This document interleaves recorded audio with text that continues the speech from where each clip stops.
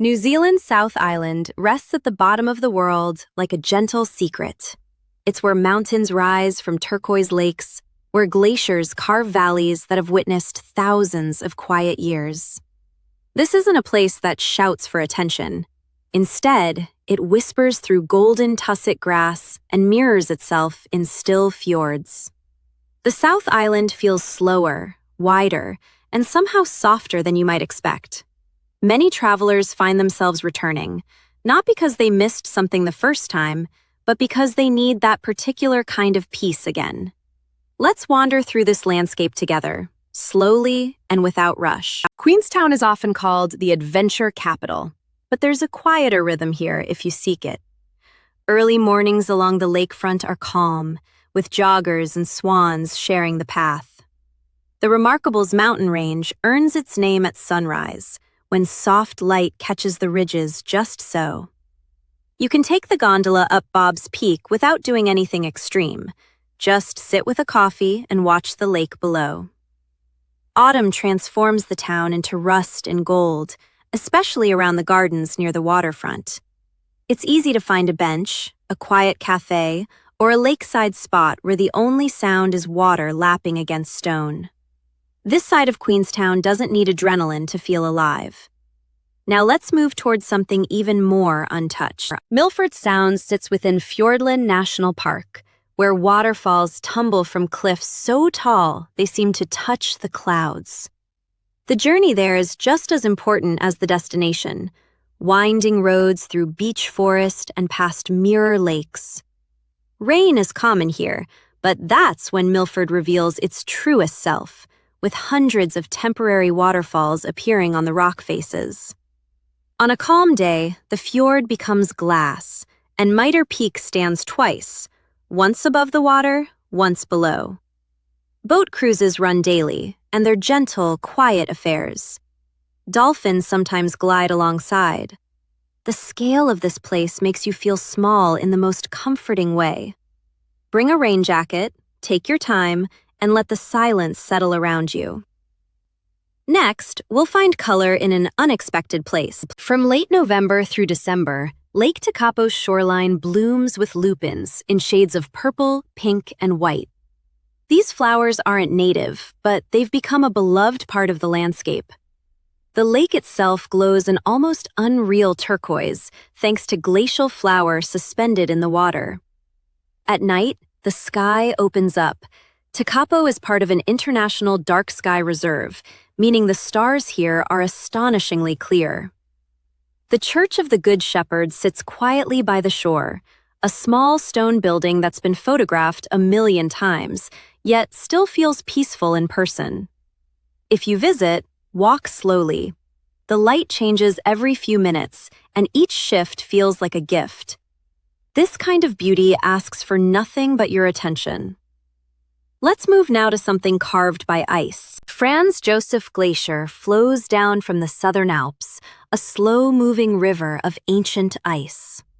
It's one of the few glaciers in the world that descends into temperate rainforest, creating a landscape that feels almost impossible. You can view it from several walking tracks, the most accessible being a short walk through forest and river stones.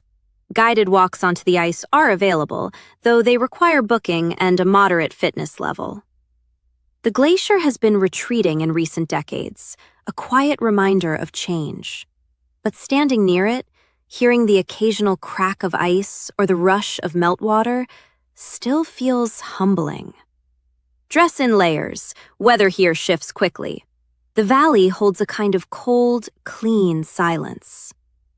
From ice, we'll travel to something warmer and more whimsical. Along the Otago coast, near the small fishing village of Moiraki, giant spherical boulders rest on the beach like ancient puzzle pieces.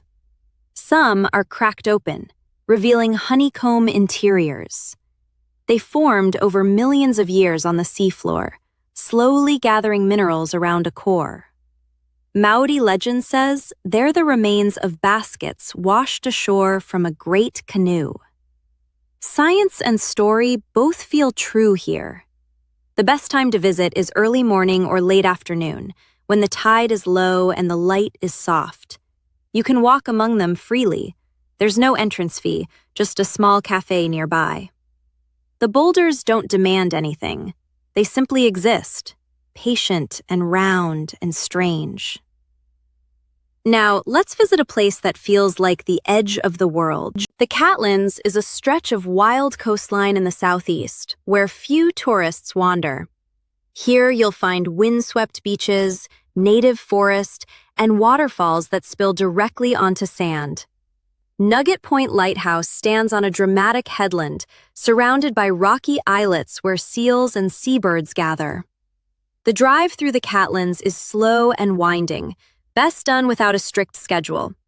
Stop at Cathedral Caves during low tide, or visit Purakanui Falls, a gentle cascade framed by silver beech trees.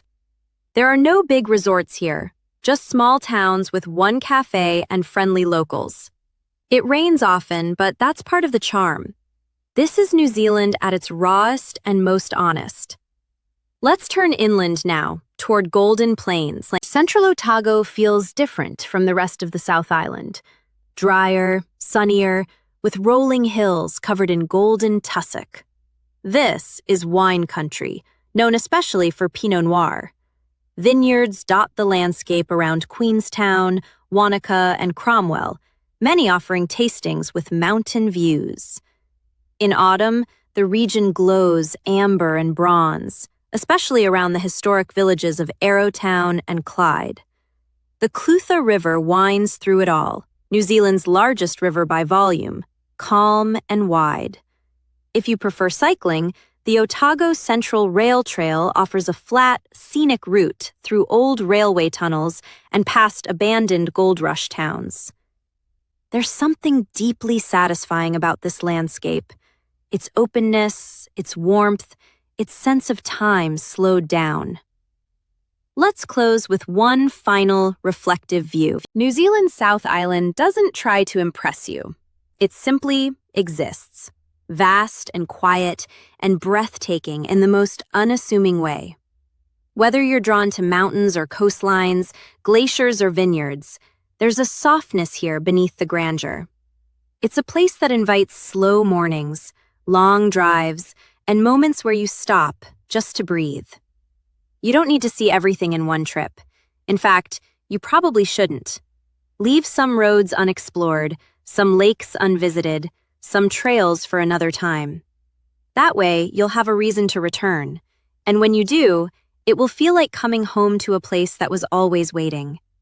If this felt calming, you might enjoy our Calm Travel Guides playlist, where we explore other peaceful corners of the world with the same gentle pace.